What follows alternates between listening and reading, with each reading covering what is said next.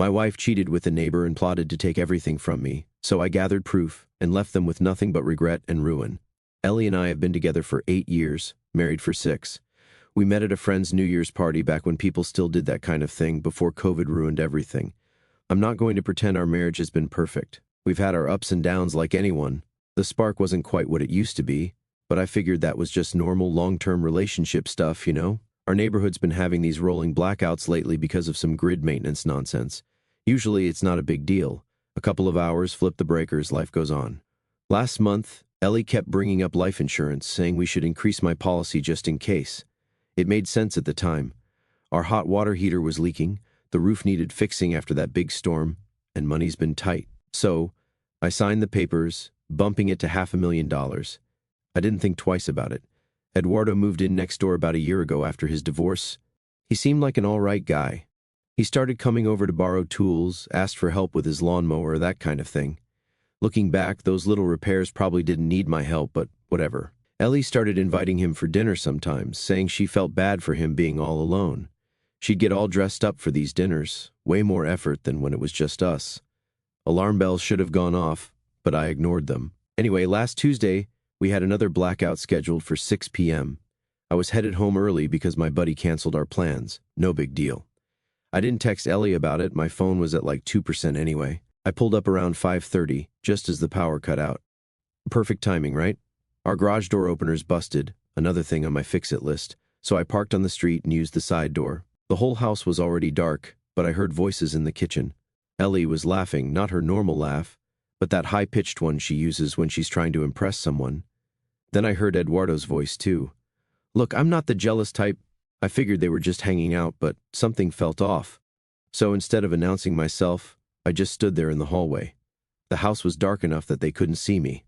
That's when I heard it. Ellie was talking about the plan and how it needed to look like an accident. Eduardo asked if she was sure about the timing. Then, clear as day, I heard Ellie say, once the insurance pays out for his accident next month, you and I can finally be together. The wine glasses clinked right after that. They were toasting to my death. My brain just short-circuited, like when you're driving and suddenly realize you've gone 10 miles without remembering any of it. I felt sick, hot, cold, everything at once, but I didn't storm in there screaming. Somehow, I just quietly backed away and went outside. I sat in my car for maybe 20 minutes, just breathing, trying to process that my wife of 6 years was actually planning to kill me for insurance money with the neighbor, like some daytime NBC episode. The thing is, I've never been the smartest guy, but I'm not stupid either. Making a scene right then would have accomplished nothing except warning them that I knew. So, I drove around aimlessly until it was fully dark, maybe 7 p.m. I stopped at the convenience store and bought some flashlights, water, and snacks, acting like I was just being prepared for the blackout. When I got back home, I made plenty of noise coming in, called out Ellie's name like everything was normal. She answered from the kitchen, her voice all weird and high. I walked in with the flashlights, and there they were. 2 wine glasses on the table, Eduardo looking guilty as hell, Ellie with this fake surprised face, asking why I was home early. I played dumb, said my buddy canceled, handed them each a flashlight, and acted like finding them together was no big deal. Eduardo made some excuse about just stopping by to check if we had power too. I even offered him a beer, watching him squirm as he declined and said he should get going. The next 2 hours were the weirdest of my life, sitting there with Ellie by candlelight, making small talk while knowing she was literally planning my death. She kept checking her phone, texting someone, 3 guesses who. I noticed she'd put on her good perfume, the one she only wears for special occasions, and she'd changed into that blue top I always say looks nice on her. For Eduardo, not for me. Over the next few days, I started paying attention, really paying attention. Ellie's been working late a lot. Her phone suddenly has a passcode. She's been asking weird questions about my schedule, if I'm planning any solo trips, acting extra nice sometimes, then distant others.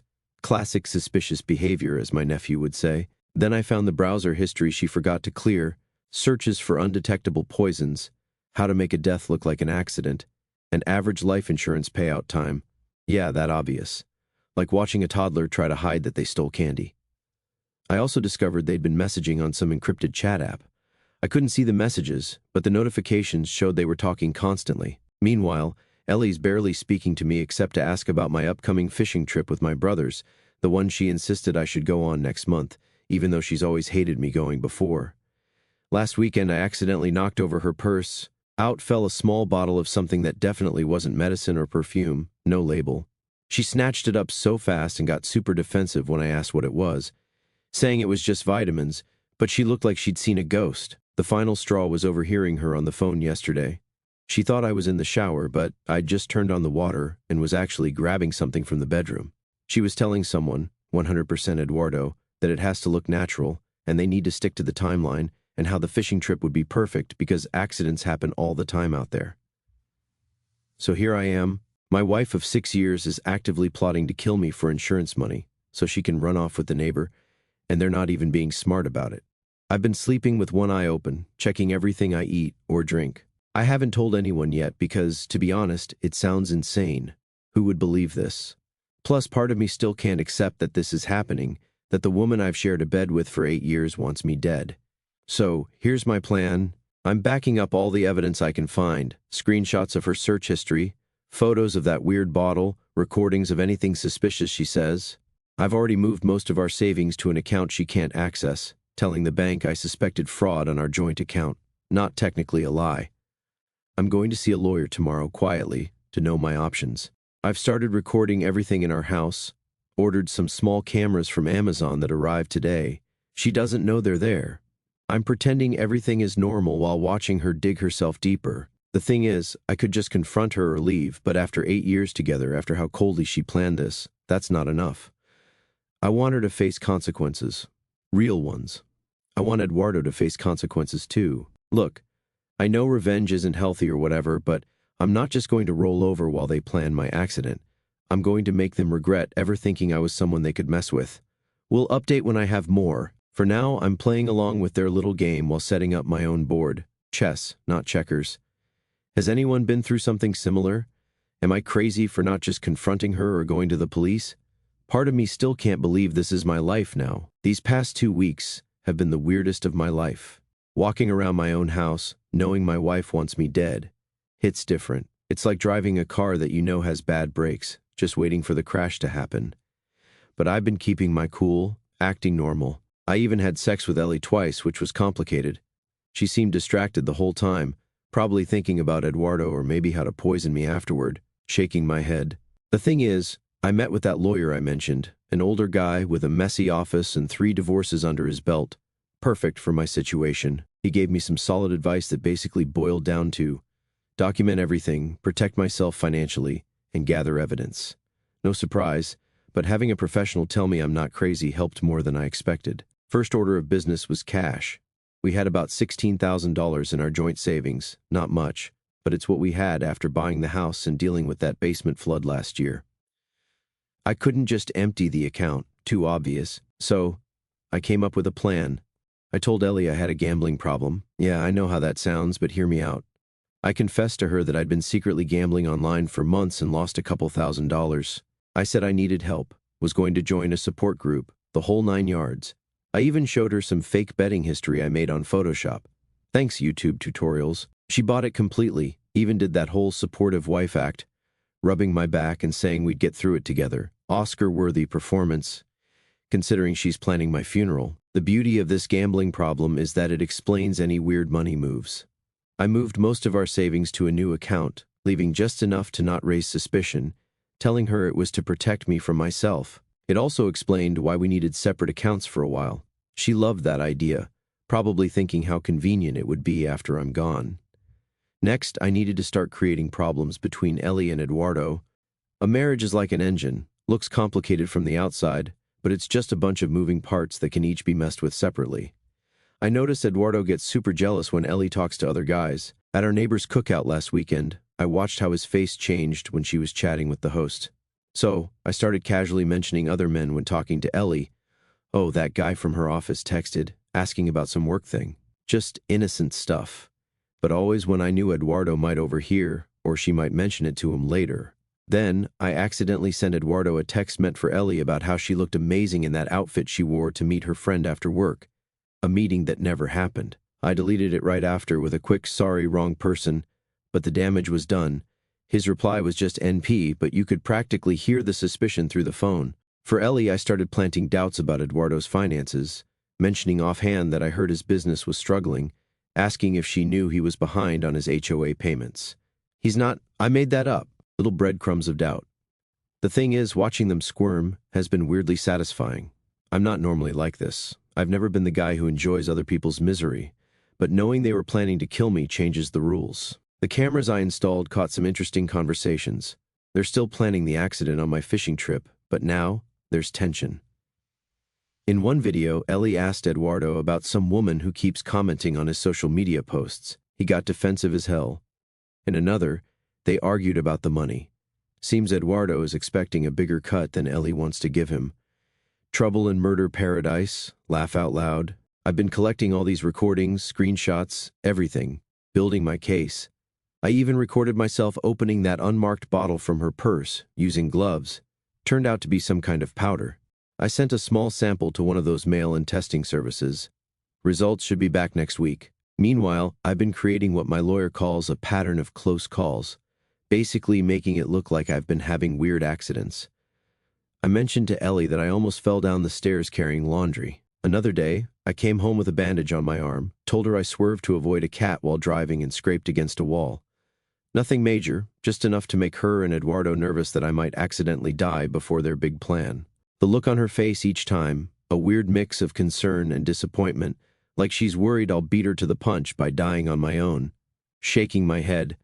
Last week, I started the financial chaos phase. I discovered some unauthorized credit card charges, called the bank while Ellie was home, and made a big show of being worried about identity theft. I had all our cards canceled, new ones issued. The temporary freeze on our accounts made Ellie panic. She kept checking her phone, texting frantically to Eduardo, obviously. I've never seen someone so stressed about not being able to use a credit card for 3 days. Oh, and I randomly mentioned to our neighbor across the street, who happens to be besties with Eduardo's ex-wife, that I was thinking about looking into real estate investments and heard Eduardo might have some good tips. I casually dropped that we'd been seeing a lot of him lately, especially when I'm not home. The look on her face told me all I needed to know, that gossip was going to spread fast. The thing is, my plan isn't just about messing with them psychologically, it's about creating a safety net for myself while making them increasingly desperate and sloppy. I took an unexpected day off on Wednesday, didn't tell Ellie, parked down the street, and watched our house. Sure enough, Eduardo showed up an hour after I would normally have left, stayed for 3 hours. I got it all on video from my phone. When I checked my home cameras later, they were talking about the timeline again. Eduardo seemed stressed, saying they needed to be more careful. Ellie assured him everything would be fine once they took care of things next month. Here's where it gets interesting. I decided to test how committed they really were. I told Ellie I was canceling the fishing trip next month, said my brother broke his ankle, he didn't, and we're postponing. The color drained from her face. She actually tried to convince me to go alone, said I deserved some me time and shouldn't miss out just because of my brother. The same woman who's complained about my fishing trips for years suddenly can't wait to get me on that lake alone. Red flag factory. The psychological warfare is working. Ellie's been making careless mistakes. She left her phone unlocked on the counter yesterday. I got a quick look. Texts to Eduardo saying they need a new plan, and she's getting worried about the money situation. I also found receipts for some sketchy online purchases in her email, one for an untraceable phone, another for a keylogger. Guess she's trying to spy on me too. Amateur hour. Last night was the biggest move yet. I disappeared for 48 hours, didn't tell Ellie where I was going, didn't answer my phone, just vanished. I stayed at a motel 2 towns over, used cash, kept my phone off. For all they knew, I might be dead in a ditch somewhere. The cameras caught their reaction. Ellie called Eduardo in a panic about 6 hours after I should have been home. He came over, they searched the house, checked my social media, called hospitals. Not out of concern, they were scared. Eduardo kept saying this wasn't part of the plan, they weren't ready. Ellie was worried about the insurance. Apparently, you need a body to claim that sweet payout. I came home Sunday evening like nothing happened, said I needed some time to clear my head, went camping by myself. The look on Ellie's face was priceless. Relief mixed with annoyance, mixed with confusion. She tried to act angry that I'd worried her, but I could see her mind racing, recalculating. That night, I heard her on the phone in the bathroom. The walls in our house are thin, and she was whispering loudly. I caught bits about getting suspicious and need to move fast and can't wait much longer. They're getting desperate, making mistakes. So, here's where things stand now. I've secured most of our money. I've collected solid evidence of their plotting. I've created tension between them. They're increasingly paranoid and sloppy. I've convinced Ellie I have no clue what's happening. The thing is, I'm not done yet, not even close. Phase 2 starts tomorrow. I've canceled that life insurance policy they were so excited about. Paperwork went through yesterday. Ellie doesn't know yet. When she finds out, well, that should be interesting. I'm also meeting Eduardo for beers tomorrow. Yeah, you read that right. I called him up, said we should hang out, get to know each other better since he's around so much. He couldn't say no without looking suspicious. I'm planning to get him drunk, see what I can get him to say, maybe plant some more seeds about Ellie's other friends. The final touch, I'm going on that fishing trip after all, but not the way they're expecting. I'll update again when there's more to share. For those worried about my safety, don't be. I sleep with my door locked, prepare my own food, and have a friend checking in with me daily. These two aren't criminal masterminds, just a bored housewife and a desperate dude who think they're smarter than they are. That beer with Eduardo I mentioned in my last post, it went better than I could have imagined. I met him at this dive bar downtown, a place with sticky floors and cheap pitchers. I told Ellie I was meeting some buddies from my gambling support group. She actually encouraged me to go, probably hoping I'd wrap my car around a tree on the way home. The thing is, Eduardo can't handle his alcohol. 3 beers in, and he's slurring, getting all emotional about his divorce, his money problems, his complicated situation. I played dumb, just nodding along, buying more rounds. By beer 5, I casually mentioned that Ellie seemed stressed lately, asked if he knew why. That's when things got interesting. He started rambling about how plans change and people aren't always who they say they are. Then he dropped this bomb. Ellie had apparently been talking to her ex recently, said she'd been keeping her options open. Eduardo was clearly pissed about it, feeling played. I acted surprised, asked more questions, recorded the whole thing on my phone in my pocket. Thank you, voice memos. I mentioned that life insurance policy, told him I'd been thinking about canceling it since the premiums were too high with my gambling problem. His face went from drunk relaxed to oh crap in 0.2 seconds. He started rambling about how insurance is really important and I should definitely keep it, then immediately changed the subject. Amateur hour. When I got home that night, Ellie was waiting up, asked how the guys were. I told her, great, then mentioned I ran into Eduardo at the bar. Said he seemed upset about some woman he's been seeing who's playing games. The look on her face? Priceless. Like when you know the check engine light isn't just a sensor issue. Next morning, the real fun began. I got an email notification that the life insurance policy cancellation was complete. I left the email open on my laptop accidentally when I went to shower. When I came back, Ellie was making breakfast, hands shaking slightly. I asked if everything was okay. She muttered something about a headache. Sure, Jan. That same day, I discovered fraudulent activity on our remaining joint account. Called the bank with Ellie right there. Made a big show about how someone must have stolen our info. Account frozen, pending investigation. Ellie nearly had a panic attack but tried to hide it. Asked when it would be unfrozen. I shrugged. Said it could be days, could be weeks. The bank needed to verify all recent transactions, including those cash withdrawals she'd been making.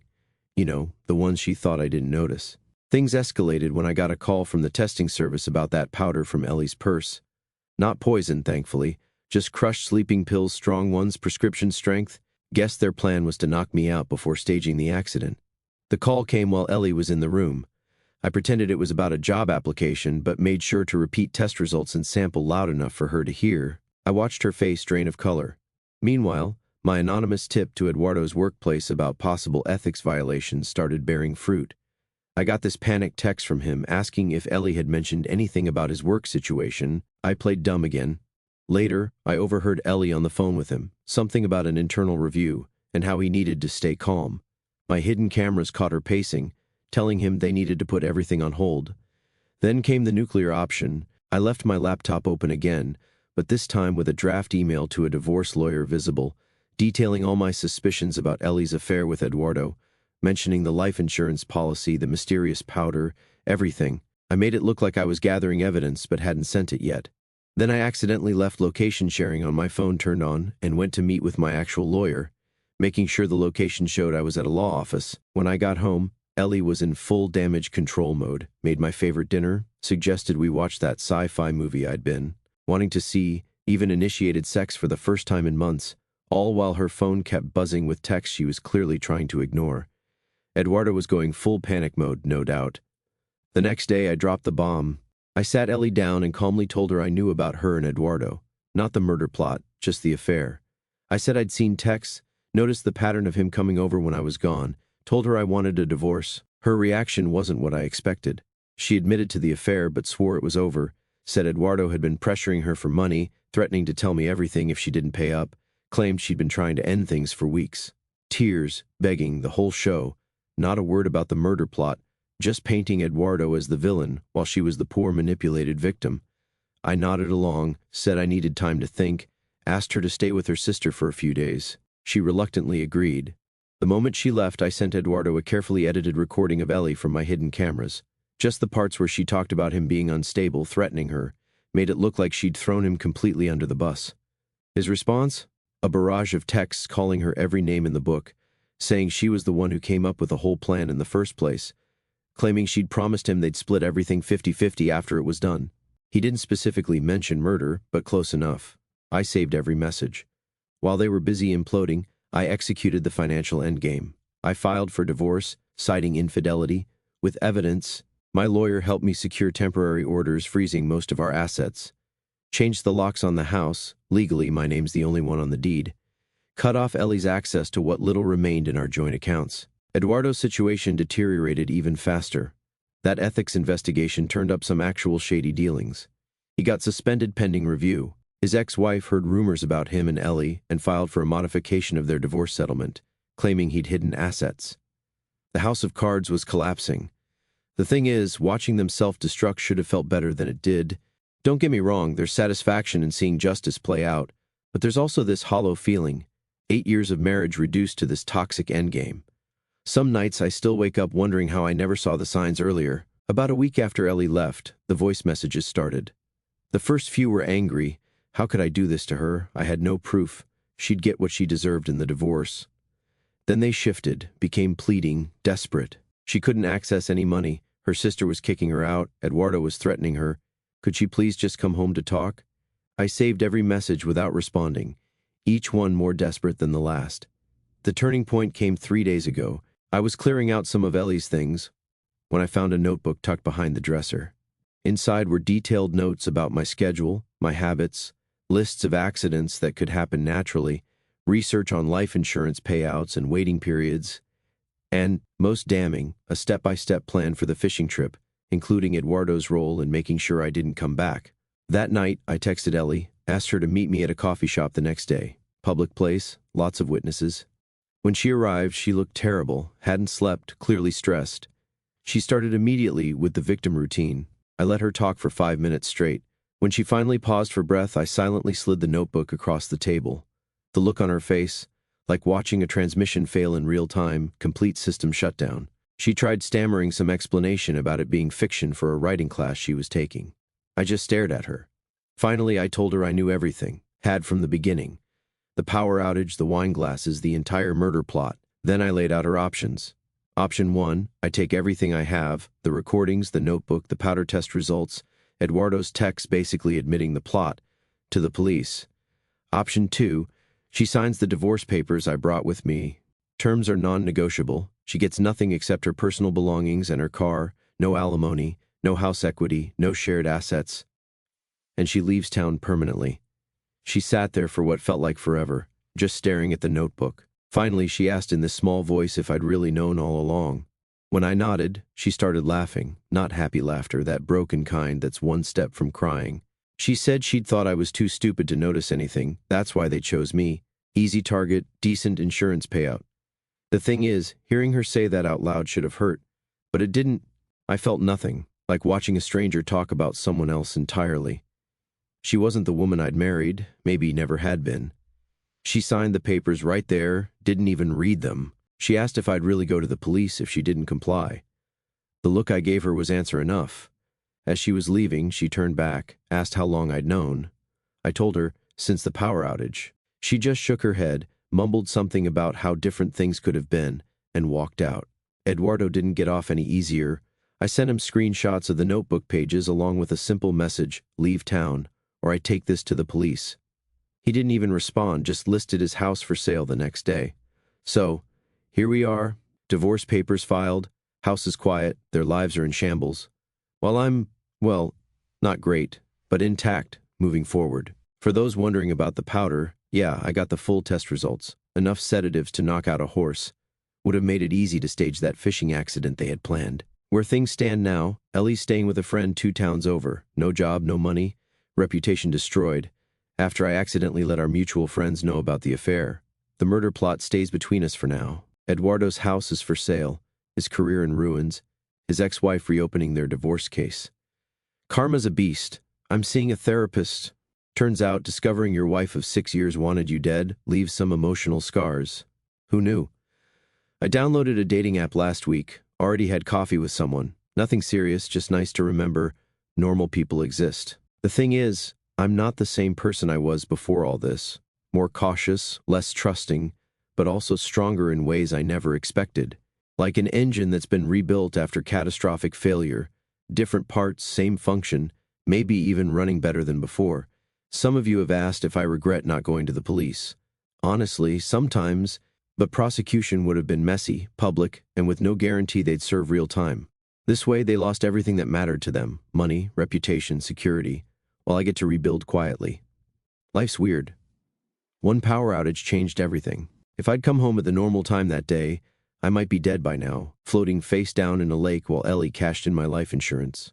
Instead, I'm sitting in my house, drinking my beer, and sharing this final update with internet strangers who've been weirdly supportive through this whole mess. Sometimes the best revenge isn't some elaborate scheme. It's just making people face the consequences of their actions while you walk away intact.